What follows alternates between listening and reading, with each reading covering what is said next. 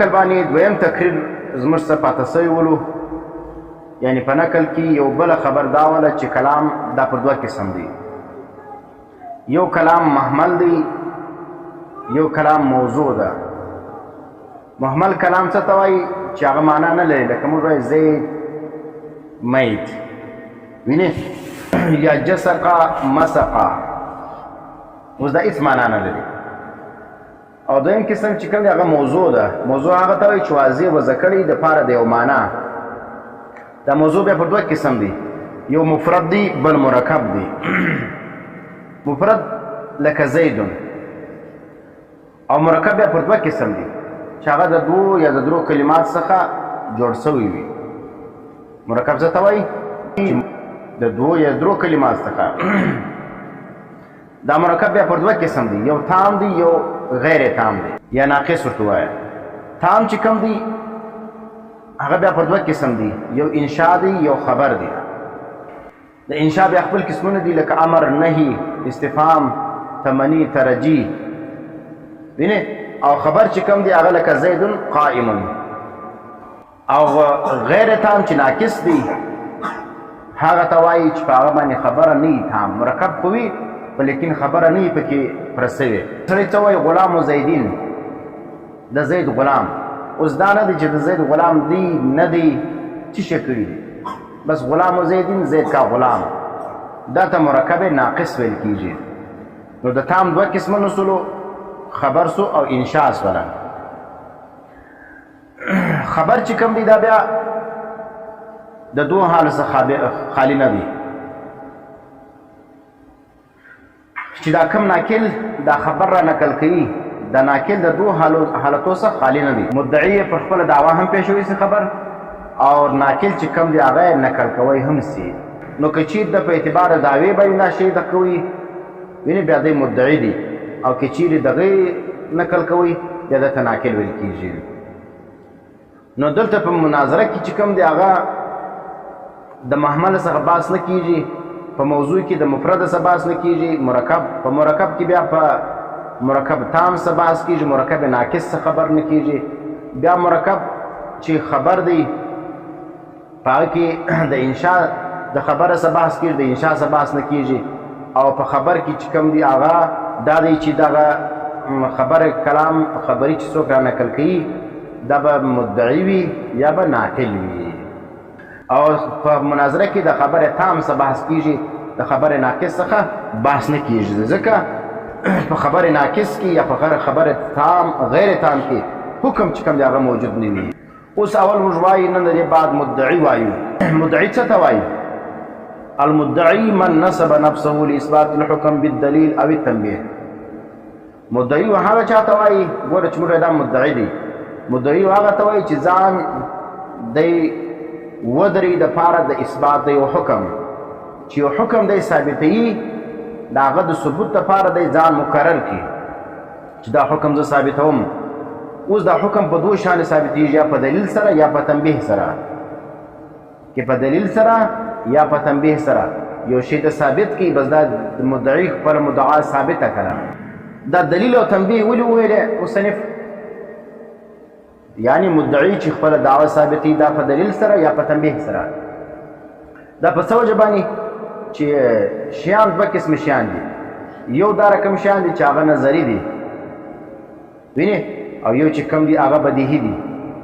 بیا نظري پر دوه قسم دي. یو نظري دا دی چې هغه چې دي نظري مجهول ورته وایي، یو نظري معلوم دي. بدیهی هم په دوه قسم دي، یو بدیهي اولی دي یو بدیهي غیر اولی دي. نو په مناظره کې چې کوم دي نظري معلوم څخه بحث نه کیږي، او د بدیهي غیر او د بدیهي اولی سم بحث نه کیږي. اوس نظري خو د نظر څه دی چې پای کې دلیل او استدلال موجود وي، خلک پای کې دلایل وایي، په دلایل ثابتېږي. اوس داسې نظري شان وي چې هغه چې شي بدیهي وي، وینې، نظري هم وي او بدیهي هم وي. دلیل غواړي خو د چې شوي بغیر دغه چې کوم د دلیل هغه د ثابتېږي، دلیل ضرورت نه وي. او یو نظري مجهول دی چې هغه کې چې شوي دغه نظري شی چې کوم دا په دلیل باندې خامخا به ثابت دی.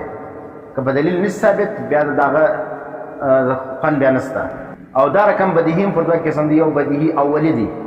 بدیهي هغه ته وایي چې پر هغه باندې دلایل ویل ضرورت نه وي، د دلایل ویلو ضرورت نه وي. او بدیهي غیر اولی دا ته وایي چې هغه څه شوي دلایل خو سړی نه پر وایي، لیکن دا دی تنبیه چې کوم د هغه ضروري ده. صحیح سنو دلایل ضرورت نشته، لیکن تنبیه چې مازې وکړي پر هغه باندې انسان مزې نه راځي چې دا شی دی. نو ځکه په مناظره کې چې کوم دی هغه د نظري معلوم څه بحث نه کېږي او د بدیهي اولی څه بحث نه کېږي. نو موضوع د مناظرې چې کوم ده هغه نظري مجهول ده او بدیهي غیر اولی ده. اوس نظري مجهول مثال سره کم دی، لکه اوس ګوره دوه نظري شیان دي، په هغه کې د خلکو اختلاف دی. حکمات دوه مذهب موږ ویل دي په منطق کې. د عالم په باره کې د عالم چیش دي حکماو مذهب په دې کې دوه مذهب سره کم دي. یو دا وایي بعضې حکما وایي چې دا عالم حادث دي، بعضې وایي دا عالم قدیم دي. دا دوی مدعاوې دي. دا دواړه نظري دي، په دلایلو ثابتېږي. نظري مجهول دي، صغرا او کبرا چې سره یو ځای کې بیا به تا ته دې حکم معلومېږي. اوس یو قسم حکمات څه وایي هغه د عالم د حدوث لپاره صغرا او کبرا دا رقم جوړوي. وایي العالم متغیر، د عالم متغیر دی، په دې کې تغیر روان دی. تغیر څوک دی؟ دا اسم مفعول متغیر، دا اسم مفعول صيغه ده. په دې کې تغیر روان دی، تبدیلی را روانه ده.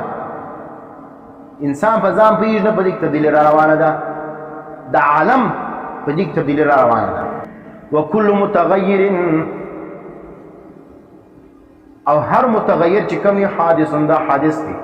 هر متغیر دا حادث دی. دا کبرا سره نو نتیجه راله د حد اوسط جنوب باسه متغیر. نو الفالعالم حادث، دا عالم چې دا حادث دی، دا فنا کېدونکی دی. دا چې په کوم شي کې تغیر راځي هغه به فنا کېږي. دا یو حکما دا نظري مجهول دی، په خپل صغرا او کبرا باندې ثابت کړی ده. او دا نظریه اسلام ته نږدې نظریه ده. او دویم قسم حکما بیا څه وایي هغه د عالم قدیم دی. دا وینې هغه څنګه صغرا ذکر کړي وایي العالم مستغنین عن المؤثر.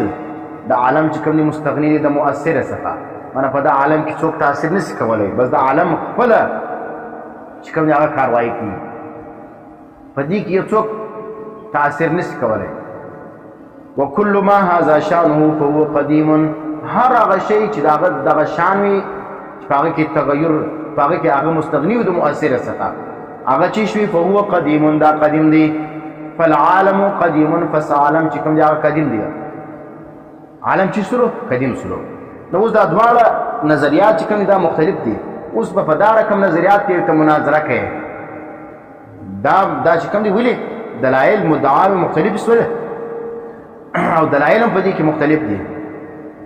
نو اوس په دې کې به حق ثابتې، هر یو په خپله مدعا ثابتي.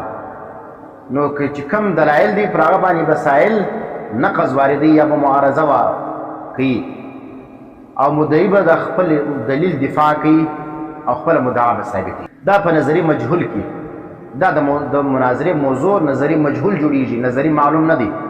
اوس بدیهي ده راسه که چیرې موضوع بدیهي ولا بدیهي بیا معرض الپردوه کې یو بدیهي اولی ده، یو بدیهي غیر اولی ده. بدیهي او اولی هغه ته وایي چې هغه کې هېڅ دلایل ضرورت نشته. بلکل چې انسان لکه اوس لمر راوختي په دې باندې د دلایلو ویلو ضرورت نشته. چې پر دې باندې مناظره شروع شي، لمر راختلی دي، خلک ورته ګوري، یو یې راختلی دي بل یې نه دي راختلی. دا چې کوم دا شي دا موضوع د مناظرې نه کوي. دا پاګلان په بدیهي اولی کې چې کوم دی هغه مناظرې سره کوي، انسانان یې نه کوي. ځکه مدعا ثابته ده، که مدعي دی که مدعا علی دی، یا مدعي دی یا سائل دی، دواړه هغه شی ویني. مدعا دی ثابته ده. اوس دې بحث په چیش کوي دواړه د الله سترګې ورکړي چې لمر ټول ګوري یا دې موجود دي. مدعا ثابته ده، په دې کې د دلایلو ویلو ضرورت نشته. بدیهي اولی دا موضوع د مناظرې نه ده. بدیهي غیر اولی راواخه لکه زمونږ د سوفسطایو اختلاف دی. سوفسطایه وایي حقایق الاشیاء دا غیر ثابت، او موږ څه وایو؟ موږ د شیانو حقیقت ثابت دی. دا شیان چې موجوده دي دا هسې ډرې نه دي، دا بازي نه دي، دا پسخن نه دی. دا چې ګوره دا عمارتونه، دا مځکه، اسمان، وینې دا انسانان، دا حیوانان چې موږ وینو، دا سوفسطایه وایي دا فاتو د خیال د انسان خیالات دي. حقیقت کې دا شی وجود نه لري. دا وایي دا دې مثال لکه سراب څنګه په دوب کې چې انسان روان یې تک وي او د لمر خاص کر د 12 بجو د 1 بجې بعد پر دغه ځکه باندې د لمر شعاوې لګېږي، د هغو شعاو په وجه باندې دغه مځکه باندې دا رقم انسان په نظر باندې لکه دا چې اوبه ولاړې. اوس دغه شی چې کوم دی دوی وایي دغه د انسانان چې دا موږ وینو دا رقم دی چې لکه سراب چې ته ورسې شی موجوده نه وي لیکن معلومیږي. نو موږ ته د دې او د هغه ډېر فرق دی. دا حقایق الاشیاء دا دی ګوزګور دا نږدې شی چې کوم دی او خدا دې په سترګو معلومیږي چې ته ورسې دا نه وي موجوده. دلته چې کوم دی دا ټیبل دی تی وینې چې ته ورنږدې سې هم ستا چې لرې یم ستا چې لاس ورډې موجود دی وینې چې پښه او لغت ورسره کې موجود دی چې ټک ورسره کې موجوده دی. لیکن سراب دا رقم نه دی دا ستا قیاس غلط دی. وینې بعضې سوفسطایي کې یو فرقه وله لادریه وایم لادریه به دا فرقه وله چې موږ په شي نه یو خبر. ته په شي پوښتنه وکړې دا څه شي ده وایي لادري زه نه خبر. دا چینکه ده لادري، دا ګیس دی لادري، دا انسان دی وایي لادري زه نه خبر. هر شی چې به تا پوښتنه زه وکړم زه لادري یم زه په دې نه خبر چې دا ستا که نه ستا. دا شکمن غوندې انسانان وسوسې ورلېدلې ولې د شام په باره کې د دې سوچ دا ولې چې دا ګوره حقیقت دی که نه دی. وینې نو بیا د دې علاج علما دغه کوي چې تاسو دې ته لاسونه پښې ور وتړئ اور بل کړي او اور ته ور واچوئ. دوی چې اور ته ور نږدې سولو چې ویې سوځل لاسونه پښې وسوځل ول څنګه اور سته که نه سته ول اور سته. نو لمر ته ویلي چې حقایق د اشیاو موجود دي تاسو نه دي موجوده. نو اوس اور چې څه وخته وسوځلې ته اوس اور موجود دی لیکن د هغه مخکې تا نور تا نه منله چې دا شیان موجود دي. نو دا چې سلو دا هسې یو فرقه ده دا بېعقله فرقه ده چې شیان موجود دي دی وایي زه نه منم. لیکن چې اور ته دوی داخل سو بیا د اور حقیقت دی ومني. اوس څه دی نظري مجهول خو به په دلیل سره ثابتېږي. اثبات الحکم بالدلیل څه معنا نظري مجهول که کچیرې موضوع د مناظرې نظري مجهول وله بیا به دغه مدعا چې کوم ده مدعي ثابتېږي په دلیل سره او کچیرې موضوع د مناظرې بدیهي غیر اولي وله بیا یې په تنبیه سره ثابتېږي. دویم شی چې کوم دی هغه موږ وایي سائل په مناظره کې چې کوم دی مدعا علیه ته سائل ویل کېږي. ځکه د هر فن خپل الفاظ دي. دې ته موږ وایي سائل وایو. سائل څه ته وایي من نسب نفسه لنفیه. سائل بیا هغه چا ته وایي چې خپل نفس درولي د خپل ځان یې درولي دې دپاره چې دغه حکم مدعي کوم حکم کوي دا نفي کوي. چې کوم حکم مدعي کړی دی سائل به هغه نفي کوي خو پر هغه نفي باندې به دې دلیل نه وایي. دلیل به نه پېښېږي چې دا په دې دلیل باندې دغه ده بل به څنګه به ده کوي دی به نقض واردوي یا به معارضه کوي. نقض او معارضه د کار د سائل درې ذمه داریان دي. سائل چې دی نفي د حکم کوي دا په درو طریقو سره کوي. اول دا ده چې مدعي کم دلیل قایم کړی دی دی به هغه دلیل باطلوي. بطلان الدلیل المدعي مدعي چې کم دلیل قایم کړی دی هغه دلیل به دی باطلوي. دویم دا د منع به دی واردوي په هغه باندې. منع څه ته وایي؟